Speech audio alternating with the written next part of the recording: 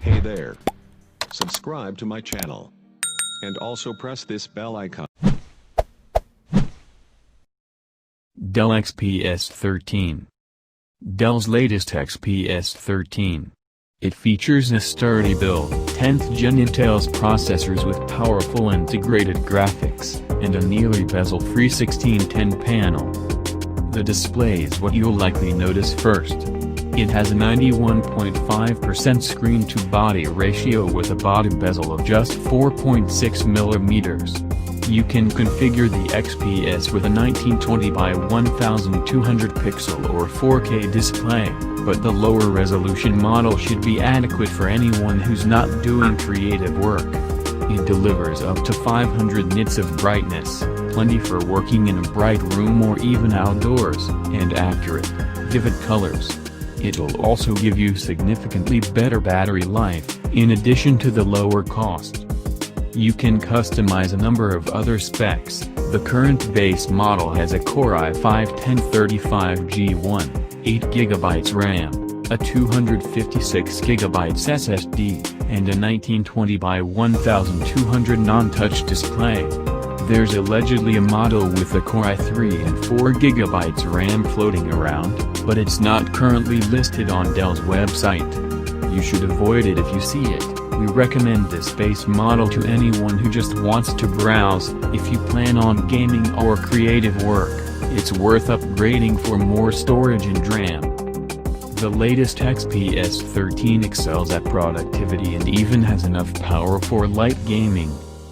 The Ice Lake processor features Intel's new Iris Plus integrated graphics, which delivered exceptional performance for an integrated GPU. You'll still want a discrete graphics card for serious gaming, but you'll have no problem running lighter fare like Overwatch and Rocket League. On those games, it delivers comparable performance to some lower-tier graphics cards, such as Nvidia's MX150 that came in older versions of the Razer Blade Stealth. When it comes to the other basics, the XPS beats its competition in just about every way. We got an acceptable 7 hours of battery life and even 3 hours of light gaming. League of Legends was playable for about 85% of that time. The keyboard and touchpad are among the best in their categories as well. And at just 2.8 pounds and 0.58 inches thick, it's quite portable. The biggest knock against the XPS 13 is its limited port selection. With just 2 Thunderbolt 3 ports, a headphone jack, and a microSD slot, it's getting into MacBook territory, though it does ship with a USB-C to USB-A dongle. The 720p webcam is also pretty terrible, though, in Dell's defense, it had to squeeze the thing into a 2.25mm top bezel. These are legitimate concerns that may drive some users to look elsewhere. But for most users, they won't be as important as the fundamentals: build quality, keyboard, touchpad, display, and performance. The XPS excels in all of those areas, earning it our top recommendation. MacBook Air. The 2020 MacBook Air is the best option for most people who prefer the Apple ecosystem. The Air comes with 10th gen Intel's processors, though in a lower power variation than the XPS 13, a sharp Retina display, and a new scissor switch keyboard. The base configuration, including a Core i3, 8GB RAM, and 256GB storage, comes in under $1,000, but we recommend that you go for, at minimum, the upgraded model with a Core i5 processor. MacBook keyboards have been almost universally maligned for the past few years. But the 2020 Air inherited the new and improved keyboard from the latest 16-inch MacBook Pro, which brings back the inverted T-Arrow layout and keys with 1mm of travel. There's no touch bar, but that's a controversial feature already, and most users should be fine with the standard top row and function keys. It does retain the Touch ID fingerprint scanner for easy logins and payment authentication. The MacBook Air is the default Apple laptop for most people. You can configure the Air with 3 different Y-series chips, maxing out at a 1.2 GHz quad-core Core i7. We had no problem with the 1.1 GHz Core i5, though. It handled Chrome, Slack, Zoom, and Lightroom just fine, and had single-threaded Geekbench scores in line with those of the 16-inch MacBook Pro. Where you might run into trouble is with heavy workloads that need to run for long periods of time, such as rendering graphics or exporting video. We witnessed some thermal throttling in these cases, and clock speeds were capped at less than half of the processor's boost. That means if you're doing heavy creative work or other tasks that really push the CPU, you're likely to experience slowdown and a very loud fan. The MacBook Air does have a few other significant weaknesses. The primary one is battery life. We got about 5 hours using a workflow of Chrome, Slack, Zoom, and Lightroom with the screen on maximum brightness. You'll probably get more juice if you dim the screen and stick with Apple's apps, but we expect most people will want to keep the brightness high. It only gets up to 400 nits, and third-party programs are necessities for many. Despite those downsides, though, the MacBook Air will serve as a competent and reliable device for most users. It has the excellent design, display, performance, and, finally, keyboard that we expect from Apple. Power users who need the Pro probably know who they are. Everyone else should be just fine with the Air. Asus ROG Zephyrus G14. The Zephyrus G14 is an astonishingly powerful gaming laptop for a low price, relative to other notebooks with comparable hardware. It pairs AMD's new Ryzen 9 4900HS with an NVIDIA RTX 2060 Max-Q GPU and a 120Hz display, and it can run demanding games at their highest settings without a problem.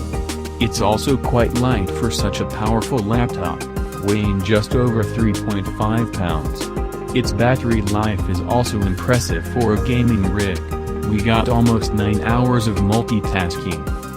But you don't need to be a gamer to appreciate the Zephyrus G14. It's also a great notebook for business and everyday multitasking with a unique retro design.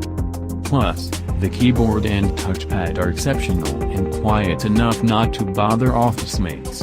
On the flip side, if you need to use your laptop for video conferences, the G14 would not be a great choice, as it lacks a webcam. MacBook Pro. The 16-inch MacBook Pro is the best Apple laptop for power users. Apple dealt with the biggest complaints that people have historically had about MacBook Pros, and if you can stomach the price, there's not a lot else to complain about. Most importantly, the keyboard is good again.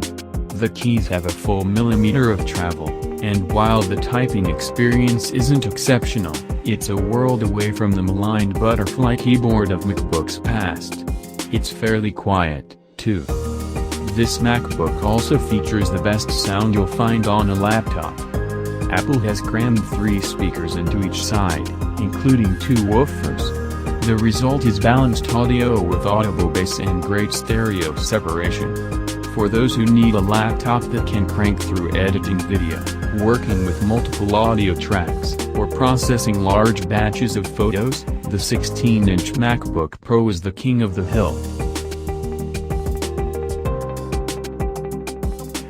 HP Envy X360. You don't need to spend $1,000 to get a laptop that looks and feels premium.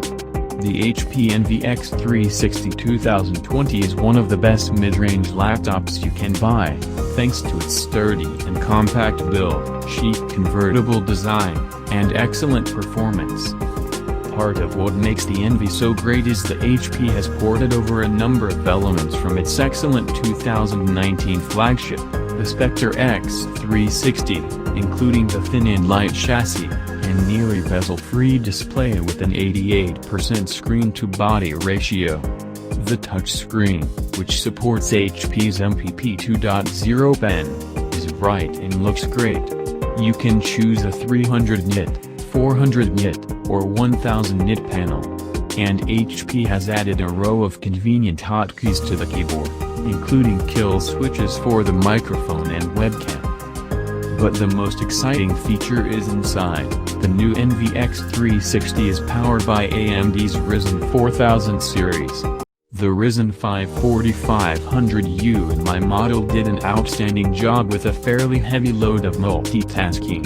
And AMD's integrated Radeon graphics delivered good gaming performance comparable to what you'd expect from a lower-powered discrete GPU. HP Elite Dragonfly. If you're a business professional and money is no object for you or your company, you can't do better than the HP Elite Dragonfly. The 2020 model is the first Dragonfly that features HP's Super Secure SureView Reflect technology, which tints the screen so that snoops can't see what you're doing while you're working in public. When it's not tinted, the display gets quite bright, over 700 nits, and has great viewing angles.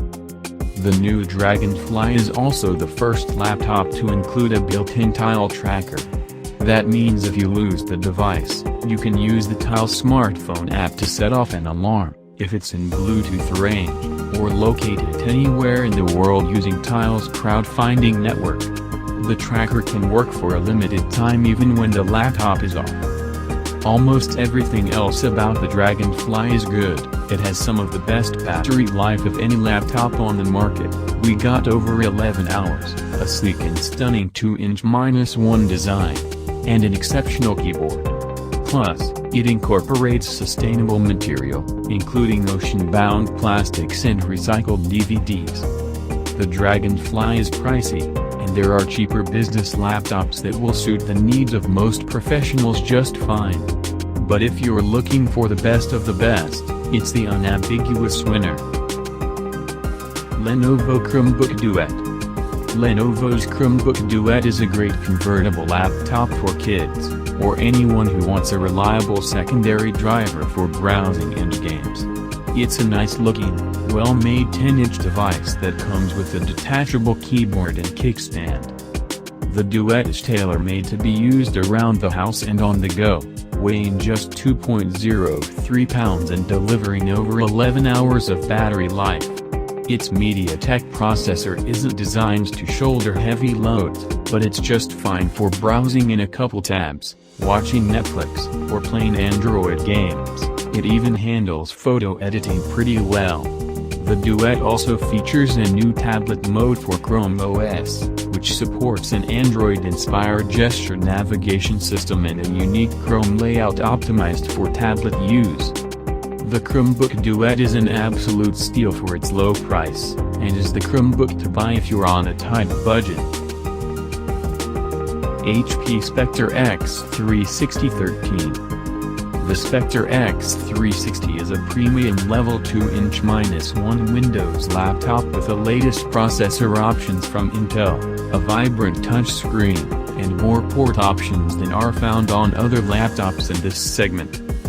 The X360 weighs less than 3 pounds and is about 2/3 of an inch thick when closed, which makes it very easy to travel with. The latest model has a smaller footprint than before, thanks to shrunken bezels above and below the screen, but it still maintains a full-size keyboard and spacious trackpad. In addition, it provides both facial and fingerprint biometric authentication, so you can choose which way you prefer to log in. HP updated the trackpad drivers it uses in the latest model to Microsoft's Precision Set, and the experience is improved over the older versions to the point where it's no longer an issue. The X360's trackpad is now right up there with the best Windows trackpad options, which are still a tick behind what you get on a MacBook, in terms of scrolling, multi-finger gestures, and palm rejection. The biggest argument against the X360 is that it has a 16:9 display, as opposed to the 16:10 or 3:2 screens you'll find on Dell or Microsoft's computers. Those taller aspect ratios are much better for productivity work, whether that's working in two documents side by side or researching on the web without having to scroll as much. But unless you are very particular about your screen's aspect ratio, most people won't find this to be a deal breaker.